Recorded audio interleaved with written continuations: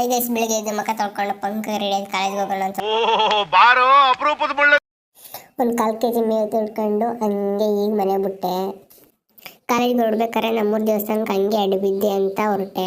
ಬರೋಷ್ರೊಳಗೆ ಇನ್ನೊಂದು ಬಸ್ ಹೊಂಟೆ ಹೋಯ್ತದೆ. ಅಷ್ಟರೊಳಗೆ ಇನ್ನೊಂದು ಬಸ್ ಬಂತು, ನಮ್ಮೂರು ಬಿಡ್ತು ಗೈಸ್. ಅಷ್ಟು ಕಣ್ಣು ಮುಚ್ಚಿ ಕಣ್ಣು ಬಿಡೋಷ್ರೊಳಗೆ ಆಲೆ ನಾಮಗ್ಲ ಬಂದ್ಬಿಟ್ಟಿತ್ತು. ಕಾಲೇಜಿಗೆ ಬಂದ ತಕ್ಷಣ ನಮ್ಮ ಫ್ರೆಂಡ್ ನಾನು ವಿಡಿಯೋ ಮಾಡ್ತೀನಿ ಅಂತ ಮೊಬೈಲ್ ಇಸ್ಕೊಂಡ.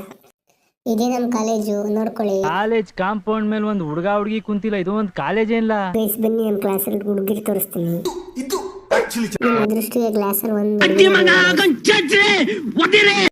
ಇವತ್ತು ನಾನು ಪಾಠ ಮಾಡ್ತೀನಿ ಅಂತ ಎಲ್ಲ ಸ್ಟೂಡೆಂಟ್ಸ್ಗೂ ನಾನೇ ಪಾಠ ಮಾಡ್ತಿದ್ದೆ. ಓಹೋ, ಜನ ಸಾಗರ. ಲ್ಯಾಬ್ ಕಡೆ ಹೊಡೋವಾಗ ನಮ್ಮ ಫ್ರೆಂಡ್ಸ್ ಸಿಕ್ಕಿದ್ರು. ಏನ್ ಸ್ಮಾರ್ಟ್ ಆಗಿದೆಯಲ್ಲ.